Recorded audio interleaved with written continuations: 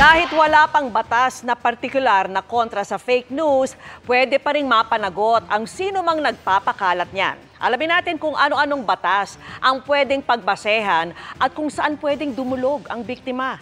Narito si Kuya Kim Atienza, nakaisa natin sa ating panata kontra fake news. Sa gitna ng paglipana ng fake news, paano kapag tayo ang mabiktima? Paano pananagutin ang mga nasa likod nito? Sa ngayon, wala pa talagang batas specific to fake news, pero may ilang panukalang batas para dito.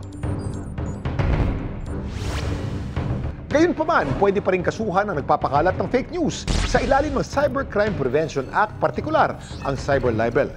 Mas mabigat ang parusa sa cyber libel kumpara sa traditional libel. Mula 4 na taon hanggang 8 taon na pagkakulong o multa na posibleng umabot ng 1.5 million pesos o parehong kulong at multa ang parusa.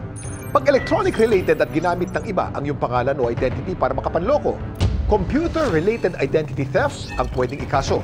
Ang parusa, pagkakakulong hanggang 12 years o multa na di bababa sa 200,000 pesos o parehong pagkakulong at multa. Para sa mga biktima ng cyber libel, identity theft at iba pang electronic-related crime, maaaring dumulog sa NBI Cybercrime Division. Walang lusot sa batas. Ang sino mang gustong manloko, kaya dapat sa totoo lang tayo. Ako po si Kuya Kim, magkaisa tayong labanan ang fake.